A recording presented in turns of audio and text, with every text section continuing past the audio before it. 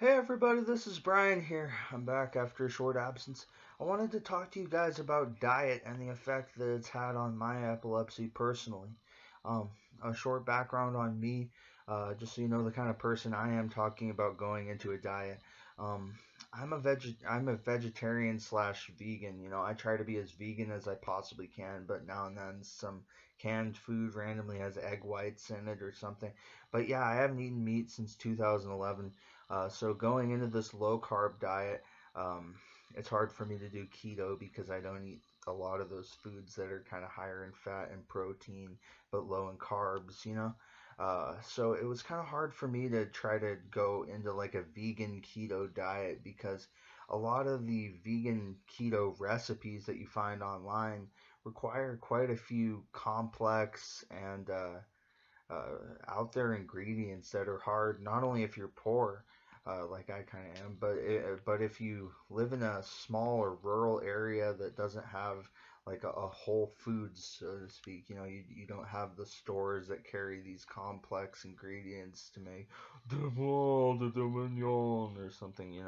But I think that if they could find recipes that gelled more with the essential ingredients that are in most people's cabinets, I think it wouldn't be quite such an impossible task to be vegan and to go on the keto diet, which I was not able to successfully do. I was only allotted like 37 carbs or 27 carbs a day, and yeah, I soared over that.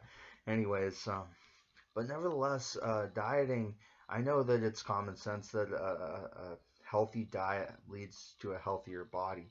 But I think that if you're sick, it may particularly be uh, an underrated way to heal yourself. Like I've managed to go from 205 to 195 in the last month, weight wise. And it's also helped my jaw myoclonus. I'm having less stuttering and twitching, especially in the morning where I would normally wake up and have a hard time talking for the first 2 hours. So I think that dieting, it's no hidden secret. Everybody knows about it. But I think that going vegetarian, going vegan, getting away from a lot of high fat, like fast food, processed foods, white flour foods, like boxed macaroni or white pasta, things like spaghetti, tortillas. There's a lot of staple foods that center around carbs, but carbs aren't really good for your body in just about any sense. They're bad for your glands. They turn into body fat, and they're pretty bad for your epilepsy. My personal theory, and take this with a grain of salt. Again, I'm no doctor, obviously, but my personal theory is that because they get converted into sugars before they become body fats for storage, um, I think that if you have brain waves that are out of control, kind of like uh, you have erratic brain waves already between your seizures, that having all that extra sugar provides like a sugar rush, and you're pretty much like almost juicing your brain like a battery. And I think that carbs thus are actually bad for epilepsy, is my personal theory, having lived a life where a lot of my favorite foods, such as macaroni and cheese and spaghetti, Mexican food like burritos and tacos, a lot of my favorite foods were actually pretty high in carbs, and that's why it was tough for me to go for this dietary change. A couple of foods that I found were helpful. One is garbanzo beans. Another is nutritional yeast. I think lentils are a cheap and quick cooking, affordable, good substitute for pasta. I think beans are a good substitute for pasta, to be honest with you, because you look at a bowl of pasta, it's a bunch of tiny noodles all packed together to make one meal. But if you look at beans, they're a bunch of individual beans packed together in a bowl to make one meal, or in a tortilla, or whatever you're eating. Nevertheless, though, I think that it's a good substitute. And if you add seasonings, are your best friend if you're vegetarian or vegan.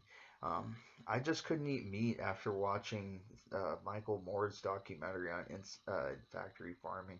And I'll leave everybody to their own personal decisions, and I won't get into like diet shaming or something. But uh, yeah, it didn't gel with me anymore, and I couldn't do it. And so I've been vegetarian, at least, vegan sometimes, for quite a while now. I find at the times when I'm more fervent on my diet, like where I'm more fervently on my diet, that it helps a lot more. I had a 22-day seizure gap, which is the longest I've had since I think 2016 when I had 45 days. But I was on a much heavier medication dosage then. This, on my current regimen of medications, is the longest I've actually had in almost 3 years.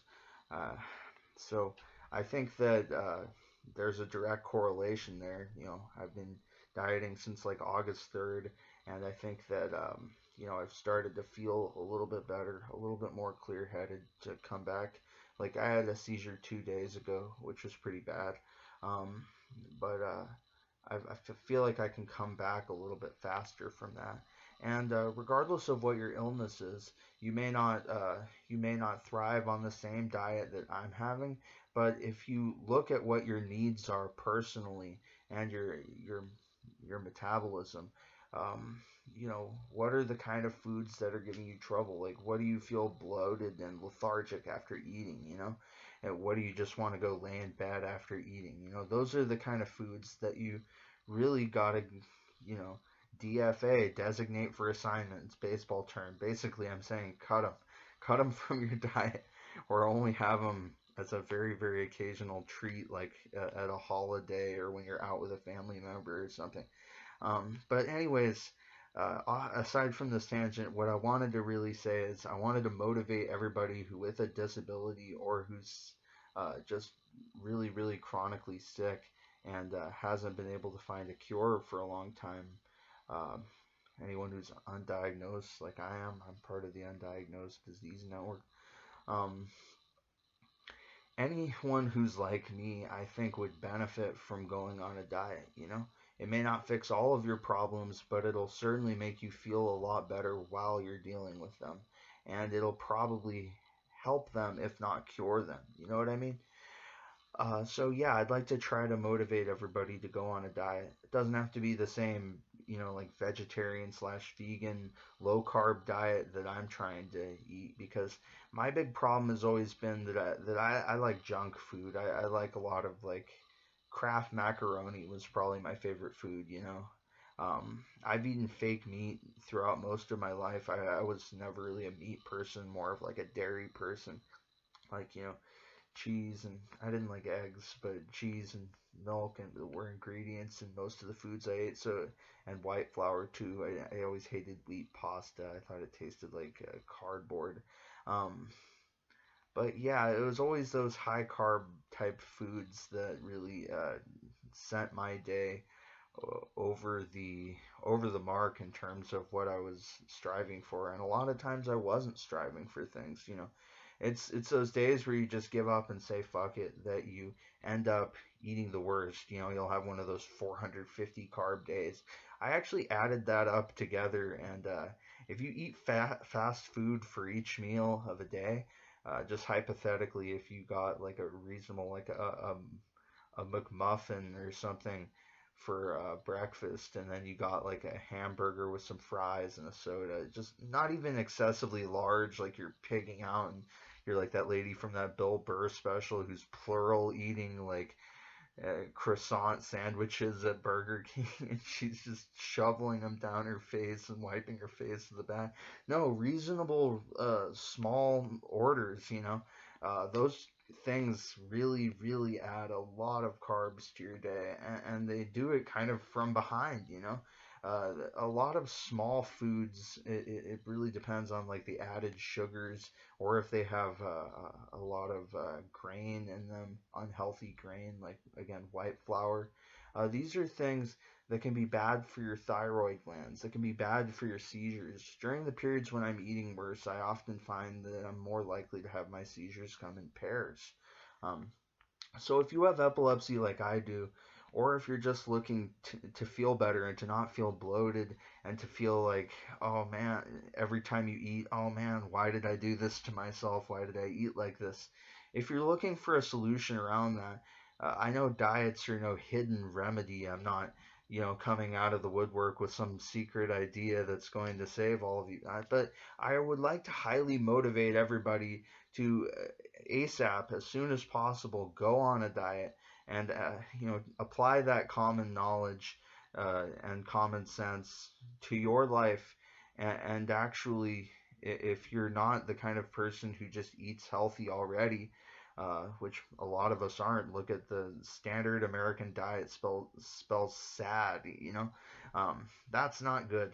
And so I'm going to take it that a lot of you watching, you may not be on a diet. You may not be, uh, I would say, I guess, at the point health wise that you would personally like to be. Anyways, this is nothing about weight. This is all about health. You know, I used to be 267 pounds. It's all cool. I'm not trying to body shame anybody, but yeah, I really think going on a diet will help with even chronic illnesses like epilepsy. I think that it can help get them under control and make some of the worst elements, such as the seizures, uh, actually happen less frequently. Um, but yeah, I'll stay on for updates, tell you how it's going. This is, I think, my 10th day of tracking carbs. I like to do it by paper because I find a lot of those sites, a lot of the apps that I tried for carb management, the problem was I would type something in and I would get four different entries for the same thing. McDonald's French fries, McDonald's fries that were French, McDonald's potato French fries. It's like, this is fucking confusing, and it felt unreliable because it was like it has 0 calories and 11 carbs for a double cheeseburger. I'm like, yeah, there's no way there's like fucking 37 carbs in a slice of white bread. There's no way that's that low. Anyways, so I think it's easy, when you look at food based on the size of it, um, and your general pre-held impression of the healthiness of that food, it's easy to form an opinion on what the carbs are going to be before you look. And look at the servings. That's also very important. I calculated the other day that this box of pasta I was looking at, and it was actually a health food box of pasta. So this is lower carb, keep in mind, than a box of white flour pasta. But still, it actually had, I think, 30 grams of carbs per serving, and the serving was only like half a cup. Who eats half a cup of spaghetti noodles and then goes off to do something else? I think that's a little unreasonable. They should make the serving size something people actually eat. Like, you probably have a cup or two. I mean, for dinner at least. You know, I think that's really stupid that they're able to get away with, putting the serving size on some of these things at like a quarter of a teaspoon when it's something people eat by the bowl or the plate generally. Um, and they might even have garlic bread with it. I know they're not responsible for putting the garlic bread on the nutritional facts, but still, I think that they should have to put the serving sizes on foods in boxes. They should have to put them at an actual realistic amount that people are going to eat. Um, but what I was trying to say is that if you actually looked at the amount of carbs in that box of pasta, it was like, I think, 120 carbs just for that box of pasta. And so if you were alone one night and you just ate ate a box of pasta, which isn't totally unreasonable. Well, it is if you look at the carbs. It's again 120 carbs for that, and that's not even with the sauce or if you had garlic bread or anything on it, or if you added meat to your food if you are carnivorous. Um, I just I think that this is something that is really, really underrated method of improving sickness, in the sense that, there's a lot of prescription drugs, there's a lot of surgical procedures, but I mean, occasionally they'll recommend someone with epilepsy go on the keto diet. But again, that's really hard to do if you are vegetarian or vegan, or if you're poor, or if you're all of those things. Um, a lot of those websites have really, really kind of fancy recipes that are bound to have ingredients that are unavailable and expensive. Um, but yeah, I think I would like to motivate anybody who's not feeling well or is sick to try a diet. Just it can be something that you came up with on your own. For me, it was a low carb, you know, organic kind of diet. You know, I was trying to cut the processed foods. And I haven't done that perfectly, but probably like by like 80%.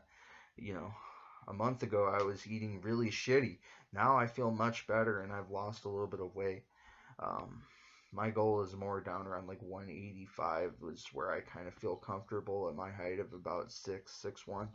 Um, anyways, but you're all unique individual people, regardless of anything that anybody tells you. And I hope that this works out. I hope you're able to stick with it. I hope you come up with something that's sustainable, maintainable, and actually hopefully tastes good too. I love you all because you're you.